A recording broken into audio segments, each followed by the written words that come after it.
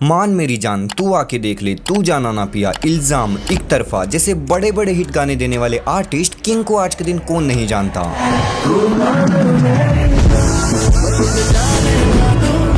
King का song मान मेरी जान 2023 का सबसे बड़ा गाना था, जो कि लगभग पूरे साल स्पॉटिफाई चार्ट्स पर टॉप पर बैठा रहा। एंड मान मेरी जान ने तो ग्लोबल चार्ट्स में भी एंट्री ली थी। मैं तुझको अपनी आंखों में बसा के रखूंगा।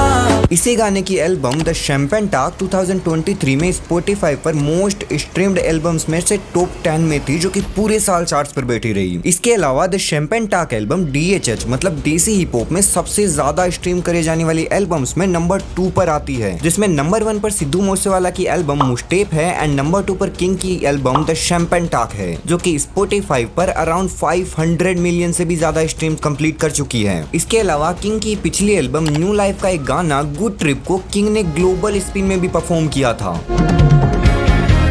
जद्दो हौली हौली हौली हौली चढ़ती शराब तो भी ज्यादा लगते।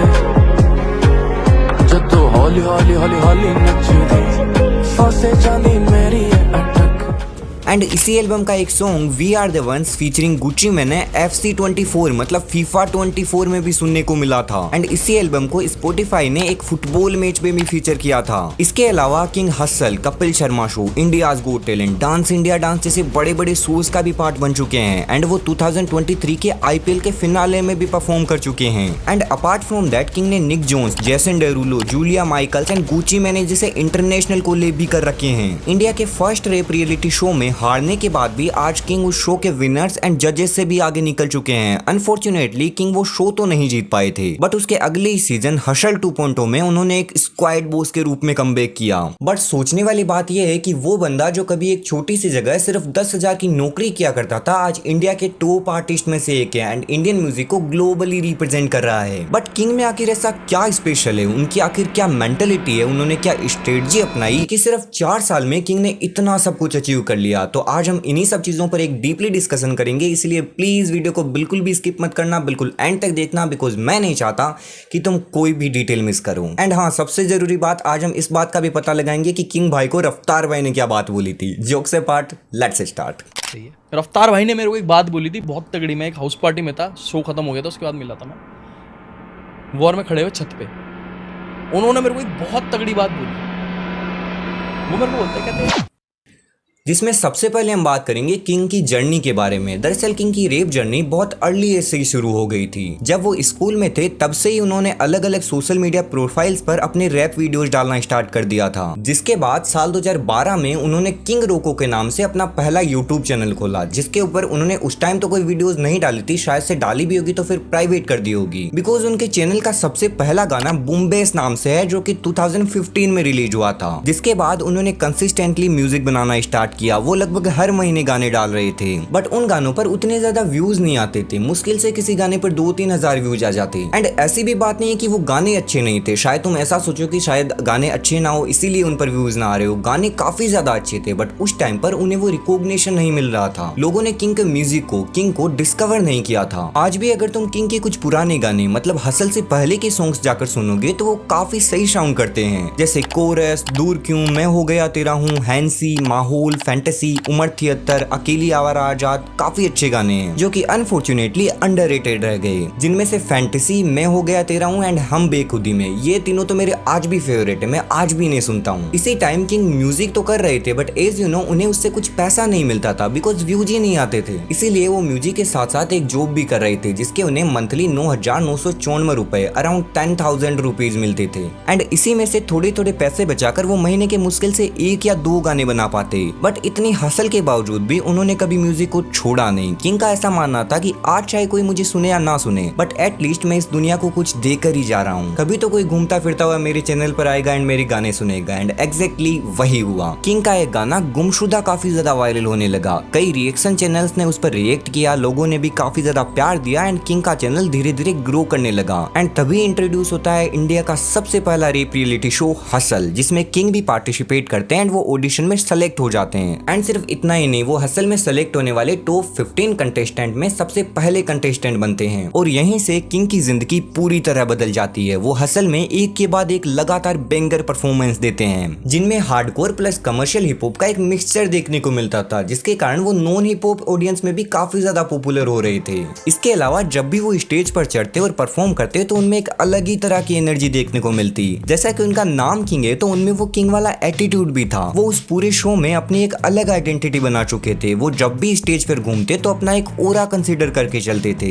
इसके अलावा उनके गाने भी काफी ज्यादा रिलेटेबल लगते थे। मेरे जैसा कोई भी इंसान जिसने कभी प्यार किया हो या उसका दिल टूटा हो, वो उन गानों की लाइन से रिलेट कर पाता, जिसके कारण लोग किंग के गानों से भी ज्यादा किंग को पसंद करने लगे। जिसके बाद अनफॉर्चुनेटली किंग वो शो तो नहीं जीत पाए, बट उन्होंने लाखों लोगों का दिल जीत लिया। उस शो से किंग को उनकी ऑडियंस मिल गई। किंग ने हसल से निकलते ही अपनी ईपी हार्ट ब्रेक रिलीज करी। अब इसका क्या मामला था ये तो मुझे आज तक नहीं समझ आया, बिकॉज ये ना ही तो किंग के ऑफिशियल यूट्यूब चैनल पर रिलीज हुई, ना ही इसे स्पॉटिफाई पर डाला गया।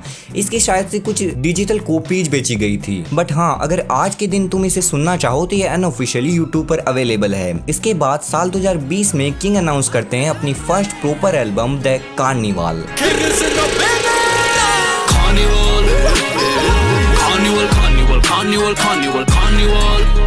जिसमें मुझे किंग का इस एल्बम को रिलीज करने का तरीका काफी ज्यादा यूनिक लगा, बिकॉज यूजुअली आर्टिस्ट एक दो इंट्रो ट्रैक्स या फिर एक दो सिंगल्स ड्रॉप करते हैं एंड उसके बाद एक साथ पूरी एल्बम डाल देते हैं, या फिर मिस्टर अंजुमन यूनिस की तरह अचानक से सीधी एल्बम ही ड्रॉप कर देते हैं। बट किंग ने कार्निवाल को अलग ही तरीके से रिलीज किया। वो हर हफ्ते एक एक गाना डाल रहे थे, वो भी proper storytelling and music videos के साथ। एंड इस एल्बम को बहुत अच्छा रेस्पॉन्स भी मिल रहा था। बट एल्बम रिलीज के 1.5-2 महीने बाद इसका एक गाना सॉन्ग नेम तू आके देख ले अचानक से बहुत ही ज्यादा वायरल होने लग जाता है। इसे कई बड़े बड़े सेलिब्रिटीज अपनी स्टोरीज पर शेयर करते हैं एंड आलिया भट्ट तो ये भी कहती है कि ये इनका फेवरेट सॉन्ग बन चुका है। जिसके बाद ये गाना एक बहुत ही बड़ा हिट साबित होता है, जो आज लगभग 417 मिलियन से भी ज्यादा streams and 526 million plus YouTube views complete कर चुका है। जिसके बाद इन 2021 king release his second album the gorilla bounce. इस एल्बम को भी proper storytelling and music videos के साथ रिलीज किया गया था, जिसे ऑडियंस ने बढ़िया रेस्पॉन्स दिया। एंड इसके भी कई गाने जैसे देसी दन बिल्जेरियन, शाम में, तेरा हुआ ना कभी काफी हिट रहे। एंड एज यू नो, अब तक किंग एक बड़े आर्टिस्ट बन चुके थे। उन्होंने कई हिट्स दिए थे, उनके 2 मिलियन सब्सक्राइबर्स कंप्लीट हो चुके थे, तो उन्हें संभालने के लिए अब एक बड़े लेबल की जरूरत थी जो कि उन्हें प्रॉपर्ली मैनेज कर सके। बिकॉज एक बात का ध्यान रखना, अब तक किंग किसी भी लेबल के नीचे से हिट्स नहीं दे रहे थे। गोरिल्ला बाउंस तक सारे गाने उनके ही खुद के record label Kings Klan record से आ रहे थे। बट अब किंग को साइन कर लेती है Warner music India and blueprint. And 2022 में वो अपनी ईपी निकालते हैं जिसका नाम था ख्वाबिदा।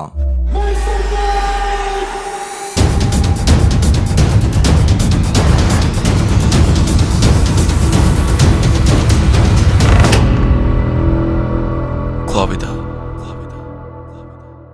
Same as his previous projects, इसकी भी म्यूजिक वीडियोस रिलीज की गई थी, वो भी proper storytelling. And to be honest, वो स्टोरी टेलिंग मुझे आज तक नहीं समझ आई। जिस ईपी की कहानी में 4 चैप्टर्स थे, 3 चैप्टर्स के 3 गाने रिलीज किए गए एंड 4th चैप्टर था द शैंपेन टॉक, जो कि एक इंट्रोडक्शन था किंग की next album the champagne talk का। द शैंपेन टॉक 2022 की एंड में रिलीज हुई थी, जो कि एज यू नो एक बहुत ही बड़ी हिट एल्बम थी। DHH में सिद्धू मूसेवाला की मुस्टेप एल्बम के बाद अगर किसी एल्बम को सबसे ज्यादा सुना गया है तो वो है द शैंपेन टॉक एल्बम। जिस एल्बम का गाना मान मेरी जान 2023 का सबसे बड़ा गाना था, जो गाना अभी तक लगभग 476 मिलियन से भी ज्यादा Spotify streams and 557 million YouTube views complete कर चुका है। इसके साथ ही किंग ने द शैंपेन टॉक टूर भी किया था, जो कि एज एक्सपेक्टेड काफी बड़ा टूर रहा। इसके लगभग सारे कॉन्सर्ट सोल्ड आउट हो चुके थे, जिस टूर के शायद तुमने कई रील्स भी देखी होंगी, बिकॉज उस टाइम पर वो काफी ज्यादा वायरल हुई थी।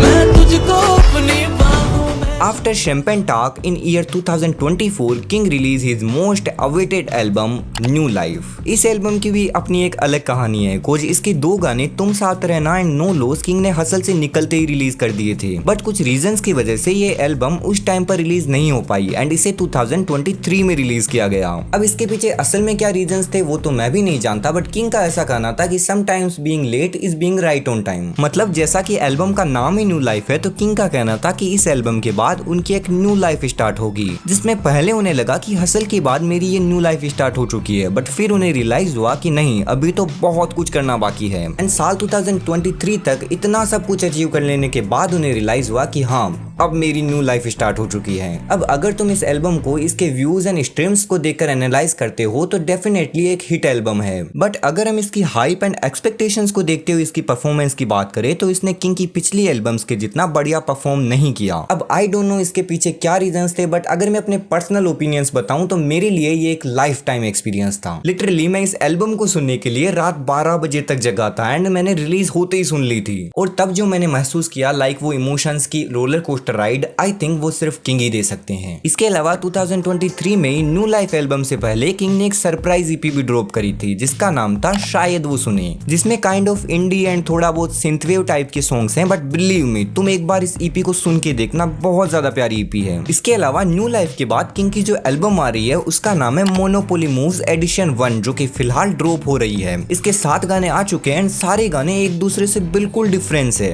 एंड इस एल्बम में किंग ने MC स्टेन, रफ्तार, सीधे मो, तलहा यूनिस, इक्का, रागा, कर्मा जैसे सीन के टॉप रैपर्स के साथ भी कोलैब दिए हैं, बिकॉज यूजुअली किंग बहुत ही कम कोलैब करते हैं, बट इस एल्बम में उन्होंने भर भर के कोलैब करे हैं। तो ये थी किंग की रैग्स टू रिचेस की कहानी, जो कि किसी फिल्म की स्टोरी से कम नहीं लगती, बिकॉज तुम खुद सोचो बंदा कहां से कहां पहुंच गया, एंड अभी तो बहुत कुछ देखना बाकी है। धीरे धीरे फाड़ू बेटा कौन सी जल्दबाजी है, किंग की एक लाइन भी है। जिसके बाद हम बात करेंगे कि आखिर क्यों किंग मेरी फेवरेट आर्टिस्ट है, किंग को आखिर क्या स्पेशल बनाता है। जिसमें सबसे पहली बात तो यही है, किंग बहुत ही ज्यादा स्मार्ट हैं, उन्हें पता है कि कब क्या कहना है, कहाँ क्या बोलना है, चीजें किस तरह से वर्क करती है एटसेट्रा। बिकॉज यूजुअली हमने देखा है कि आर्टिस्ट सिर्फ आर्टिस्ट होते हैं, उन्हें आर्ट के अलावा अदर थिंग्स को मैनेज करना नहीं आता, बट किंग का ऐसा मानना है कि आर्ट या म्यूजिक एक अलग चीज है, बिजनेस एक अलग चीज है, बट जब ये दोनों चीजें एक साथ वर्क करती है तब जाके कुछ बड़ा बनता है। बिकॉज सिर्फ अच्छा म्यूजिक बना के तुम अपना पेट नहीं भर सकते, उसके लिए पैसा लगेगा, एंड पैसा कमाने के लिए तुम्हें अपनी आर्ट को बेचना आना चाहिए, और बेचने के लिए तुम्हें बिजनेस सीखना पड़ेगा। क्योंकि मैंने बहुत से ऐसे आर्टिस्ट देखे हैं जो कहते हैं कि हम तो अपने लिए गाने बनाते हैं, चाहे मुझे इससे क्यों कुछ मिले या ना मिले, मैं मेरी आर्ट को बेचने के लिए थोड़ी बनाता हूँ,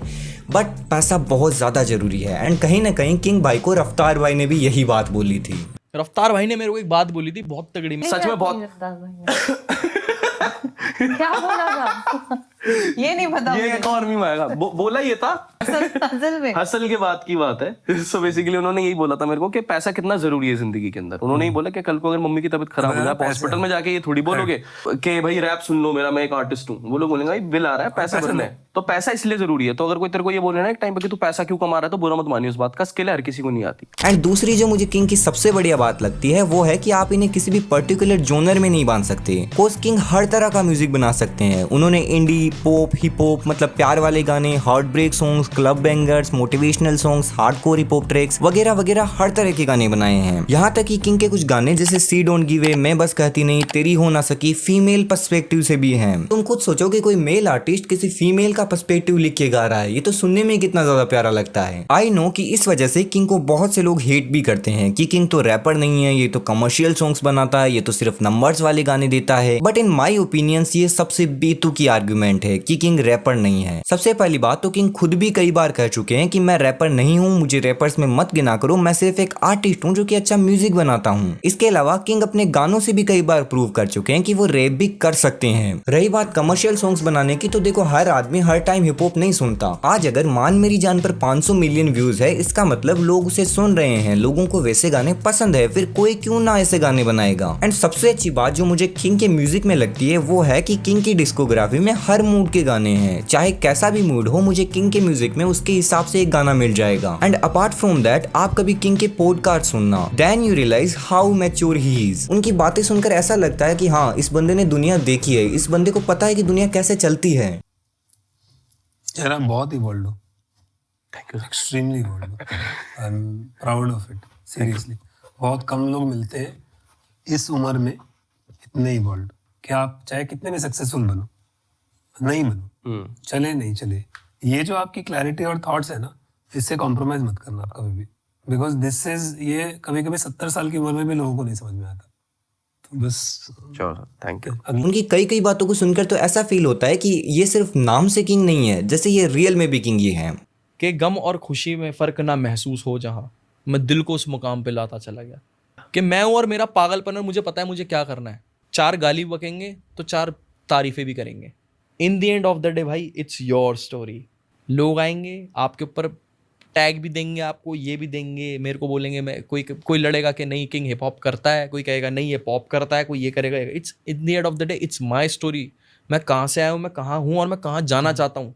60-70 साल के जब बूढ़े हो जाएंगे, बैठा रहूँगा, मुझे पता होगी ये कहानी, मुझे पता होगी। मेरे लिए मेरा पता होना बहुत जरूरी है जिंदगी में कि मैंने क्या करा है। खैर आज के वार्तालाप को यहीं समाप्त करते हैं। आई होप कि तुम्हें वीडियो पसंद आया होगा। इन सब पर तुम क्या ओपिनियन रखते हो मुझे नीचे कमेंट में जरूर बता के जाना। एंड अगर चाहो तो मुझे नेक्स्ट वीडियो के लिए कुछ टॉपिक भी सजेस्ट कर सकते हो। लाइक तुम्हें इस टाइप का वीडियो आगे किस आर्टिस्ट के ऊपर, एक्टर के ऊपर चाहिए, मुझे बता सकते हो। एंड इसके अलावा अगर वीडियो पसंद आए तो वीडियो को लाइक एंड चैनल को सब्सक्राइब करना बिल्कुल मत भूलना। मुझे उम्मीद है कि हम फिर मिलेंगे। Bye bye.